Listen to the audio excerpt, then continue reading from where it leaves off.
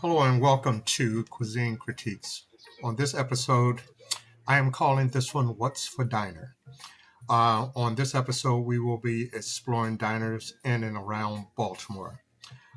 Disclaimer the visits to these diners were not consecutive, and the reviews may not necessarily be in order of the visits. With that out the way, and without further ado, here is What's for Diner.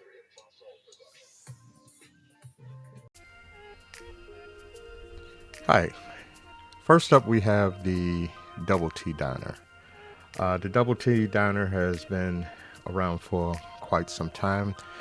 When I was in my 20s, it was the hangout or the go-to place before or after the party, mostly after the party. And back then, it was pretty good. We decided to go on a Saturday. One of the first things we noticed on the Saturday was the signage on the door. Speaking to it would not be honoring some of the coupons, I guess, that they put out. We didn't have a coupon, so we were unfamiliar of what that was about. But the sign just looked a little, I don't know, out of place. So we go into the diner. It's a good crowd for a Saturday, and we know that. We sit down and we get waiter or waitresses, and I have to be honest and transparent. They were unremarkable in the fact I remember it was a guy, and who seemed like he really didn't want to be at work that day, but we were there to eat, and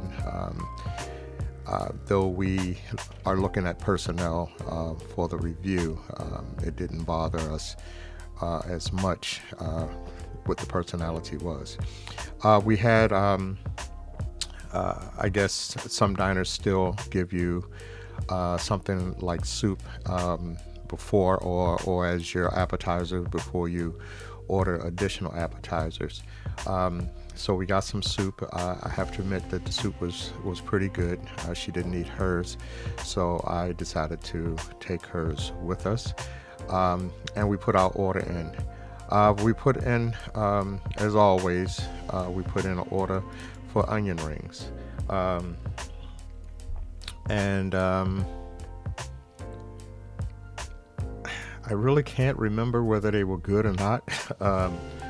So I won't go into that. But I really don't remember if they were good or not. But that means that they weren't a standout item as far as an appetizer or on our menu. She ordered the crab cakes because that's one thing she or we will always try is the crab cakes and see how they are at any place that serves them, in Maryland at least. We don't find that, though they quote a Maryland crab cake, most of the states that we go to, it is not what we kind of figured it would be. So she got a couple crab cakes. They weren't bad. They were small, a little on the small side. She opted, I believe, for the applesauce for her side item because I don't think any of the other items were something that she wanted. But she opted for the applesauce, and at this point I think she tried it, but she really didn't like it. I went for the fried shrimp. The fried shrimp were large, but to the best of my recollection, it was only between 5 and 6. They were okay. Again, not a standout. I'm a fry guy, and again, they weren't standout either. What we went through. So it was on a Saturday, though I need to stop calling the days that I do go outside of my menu cheat days, but it was a cheat day, and I decided to take a little bit of a dessert home because I hadn't had desserts for a while. This was before the Thanksgiving holiday, before a lot of desserts were available. But I asked for Smith Island cake on the menu. If anyone knows what Smith Island cakes are, they're 7 layers, 7 thin layers of cake with icing in the middle. What they bought me was their version, which was double T Island cake. I don't know, but it was basically a 2-layer cake cut, and it had, with the exception of the icing on the top, it had 3 layers of icing. I will admit that it was good. Wasn't Smith Island, but it was good. And it did bother me just a bit that you said it was Smith Island and it wasn't. But again, like I say, the place was not what I was used to, but of course that was back in my 20s. She ordered a piece of apple pie. And again, it was, she did not eat it there. We actually didn't eat our desserts till we got home, but she found that to be much like the cake. It was okay, nothing stand out about it, but it is what it is. I think one of the things that got me the most was that there was a service charge already on the bill, and I found out earlier in the fall that some restaurants are putting service charges, which from what I hear, that they are legit, but they're service charges to help pay the people in the back. I have my opinions up and down with that, but okay, it was on there, but I thought that it should be common knowledge or somewhere that they are charging a service charge, and that's not the tip that you'll give to the waiter. So that was my experience, or our experience, with the Double T Diner, located in Catonsville, Maryland. The Double T Diner is located at 6300 Baltimore National Pike in Woodlawn. I thought it was Catonsville, but it's Woodlawn. Again, this is our opinion of it. Form your own. But yeah, I'll just say this is our review of the Double T Diner, located at 6300 Baltimore National Pike in Woodlawn. Thanks and have a good day.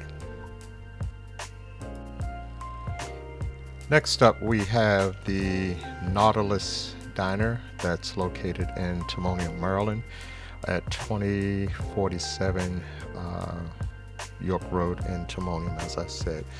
I originally seen this. I've seen it before. I guess it just didn't register, but for some reason it registered during the Thanksgiving holiday when I was with my nephew and my brother-in-law while we were in Timonium. So the wife and I did a lot of diners during our dating days, and we wanted to get back into trying different places. So we drove up to the Nautilus Diner on a Saturday. Not a lot of traffic on this Saturday. They have a pretty nice sized parking lot that's located on the rear of the restaurant. So we went in, and I guess the one thing we noticed when we walked in, it had the feel of maybe a neighborhood restaurant. It was maybe one family, but most of it just seemed to be older people that maybe frequented quite a bit. We sat down at our table. We had a waitress or a young lady that came to wait on us after waiting for her for a few minutes. And I guess what got me, not with the wait, but I'm finding out in some of these diners that it just seems like nobody wanted to be there, and she seemed like she didn't want it to be that she didn't want to be there. She didn't offer up her name, and I have to admit I never asked for it. So I guess we'll get back to we ordered the onion rings as we usually do, to again try out something that we definitely can compare to other places, because we do get them as our appetizer quite a bit. The onion rings weren't bad. They had a taste. Maybe the oil needed to be changed, but it was just something about them. And this is the first time that the sauce that came with the onion rings was marinara sauce. I don't know if this is their normal thing or they ran out of whatever they use, but this did not go well with the onion rings, I thought. As we were hungry, and they weren't terrible. I'm not going to say they were terrible as far as onion rings go. They weren't minced onion rings, but they just did not taste that great to us, even though we were hungry, and we did eat a few. I'll be transparent on that. She got her crab cake. As you can see, the crab cake, I mean, I'm used to when there's broiling done that there's marks on the top of the crab cake, but this crab cake was dry. It wasn't lump as they said in their menu. Special and claw at most, but it wasn't lump like they said. Not even jumbo lump. They didn't say jumbo lump. They said lump, but this wasn't lump. But it was scorched and it was very, very dry. She did not like that. As far as crab cakes go, and if we were to stack this up against the crab cakes of the two diners that are on this review that had them, this comes in dead last. I would have to say this would come in dead last for probably most of the restaurants we've eaten at, but definitely most of the diners. And they gave her these two overcooked fun onion rings, something that you might find in a kid's plate or meal. They could have kept that along with the very big slices of accompanying tomatoes and lettuce, and I guess it's good for someone, but it just, even though she eats these things, they just didn't go over well. I got the shrimp basket, or the fried shrimp that came in a basket. If I remember right, it was about nine shrimp that came in a basket. French fries were okay, but it was something also in the breading of the shrimp that didn't make it distasteful, but it wasn't very well seasoned and enjoyable.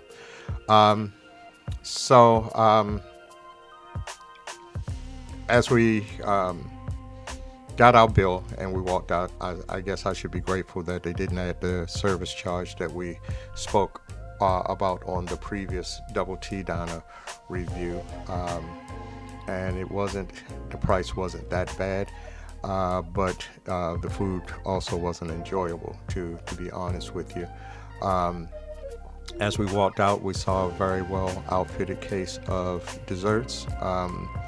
It did run across my mind to pick up something, but I think in the overall scheme of what we had experienced for the meal, we decided to skip what was in the case and leave out. So again, the Nautilus Diner, located at 2047 York Road in Timonium. Form your own opinion if you choose, if you're a diner person.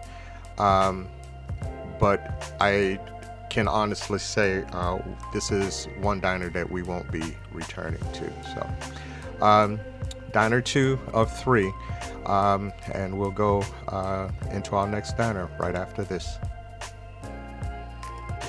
Next up, we have the Silver Diner. The Silver Diner is located in White Marsh, Maryland, or Nottingham. The address is 8123 Honeygo Boulevard, Suite J. So if you're familiar with the avenue at White Marsh, it is next to the Barnes and Noble. The Silver Diner, I was pleasantly a bit surprised.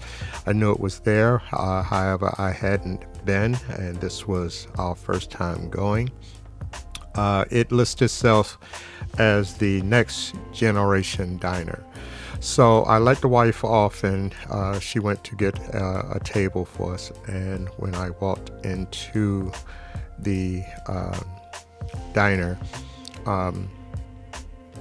she told me that it was a 20-minute wait, and I thought 20 minutes was reasonable for Saturday, and we had actually driven up there to go to the diner anyway. So we were seated probably in 20 minutes or less, and we were led to our table by the hostess, and our waitress came later. Her name was Ruby, very pleasant, very knowledgeable. As I looked around the Silver Diner, I see that there were several rooms. You'll see that the rooms have been added to this presentation. We were sitting in what was known as the mezzanine room. And we noticed that it was a very nice crowd, very orderly. Everybody was having a good time, and we enjoyed the atmosphere. So looking at the menu, we decided to order. We were just a little bit surprised, but not disappointed. Or she was a little bit surprised, not disappointed, that they did not have crab cakes on the menu. The menu is very extensive, and I'm sure, like most diners, it changes from time to time. But it did not have crab cakes on the menu. So she opted for the burger, and I opted for the fish and chips. So they bought her burger, and I guess we were so taken with the surroundings and presentation and everything that I actually forgot to take a picture of our meals before we started, but I ended up taking pictures of the meals after we started. And you see that on hers, she got into it. So she took her burger, just the burger, nothing but grilled onions.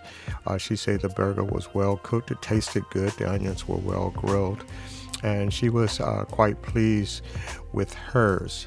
I had the, like I said, the fish and chips, Alaskan cod, I believe, that is listed on the menu. And it was served with fries. It was very filling. They gave me enough fish that I did finish there, but it was very good, very well seasoned, and great proportioned. We did start off with the onion rings. I should have said that. Sorry about that. And they were large and very well seasoned, and we enjoyed them as well. So, and enjoying the atmosphere and eating our food, we continue to just, kind of be there. And she asked for a dessert menu, which is something she don't normally do. But she was looking to find out if they had root beer floats. So Ruby came back to the table, and I had a thought, but I said, Ruby, the wife wants a root beer float, but it's not on the menu. She definitely said that they do make them. It isn't on the menu. She didn't know why, but they did make them. And again, they made her a root beer float. And again, I forgot to take a picture of it, but they bought her the float with the ice cream, and Ruby bought an extra glass or a glass of more root beer, because she says for her they never add enough root beer to the float. So that went over very well with us. But again, the Silver Diner is definitely a place that I would recommend you return to. And to be honest with you, I was in the area later on in the week, and I did return to the Silver Diner, and I decided to try the breakfast. It was breakfast time, and I picked up the buttermilk pancakes. Now, they do have a senior menu when it comes to breakfast, but on the senior menu there are a couple or there's a decrease in the items, so I chose from the regular menu and got my pancakes. The pancakes were brought out by a manager, not the hostess or waitress, along with a tall bottle of warm syrup, and that went a long way with me as well. Just in the presentation, but in the warm syrup, I didn't have to ask for it. The pancakes were a good size, so I enjoyed my breakfast there. So Silver Diner, next generation diner as it is called. Unlike the diner before this, I did return to the Silver Diner, and I can see that on some occasions we may return again. So that's our take on the Silver Diner, located in White Marsh on the Avenue next to Barnes & Noble. The address is 8123 Honey Go Boulevard. I say form your own opinion, but I really do recommend that you try the Silver Diner in White Marsh. And that's our critique of 3 of the diners in the Baltimore area. Bon appetit.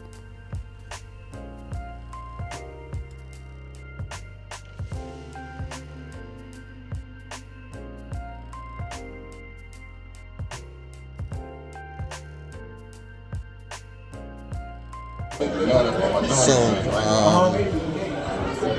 in as many weeks, I'm back at the Silver Diner with the guys, and today I'm going to try something different for breakfast. I'm going to try the caramel cinnamon toast, the caramel French toast. So, waiting for it to come out. When it comes out, we'll see what we got. Third time at the Silver Diner in less than 3 weeks. Didn't expect it, didn't know about it, but I'm here anyway. Stay tuned. So this is the caramel toast with turkey bacon and eggs scrambled with cheddar cheese.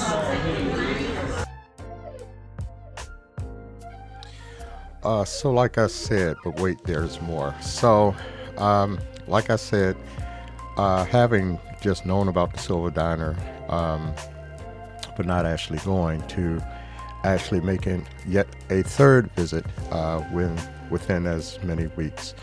The guys from VLF decided to go out for breakfast for the MLK birthday observance, and it was a good time of fellowship. On to my critique. So I decided to order something different.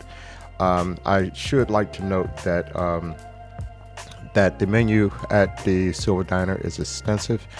So if you want to find pancakes, waffles, and French toast, you have to go to the section that says fresh off the grill. So I decided to get the caramel French toast. It is a challah bread. As I understand it, it is a Jewish bread. Traditional bread, and this may have been the first time that I have it, but I had it, but I do like bread. But what they gave you is 5 diagonal slices of the caramel French toast. It is a French toast that is dribbled, or I should say a caramel French toast. It's the challah bread with a salted caramel drizzle. With powdered sugar. I have to say that it had a great taste, absolutely great taste. The caramel is not overwhelming, and it's not a lot of it, but don't let that hinder you from ordering it. One thing that I noticed when it came out is that how they made the eggs in ribbons. I've had a lot of presentations, but this might be the first time I've seen it in ribbons, and I had that with cheddar cheese, also very good. And I had tried the turkey bacon on a previous visit, and again, very good, not really greasy, not really salty. So in a third trip to the Silver Diner located in White Marsh, Maryland, at the White Marsh Mall, I had yet a third dish, and I know the wife wants to go back, and I'm sure that the guys enjoyed themselves. So though we don't go out that much, it will probably be a location that we visit again. So this time, for real, this is the critique of 3 diners from the Baltimore area. Silver Diner being visited 3 times, and I'm not mad at that.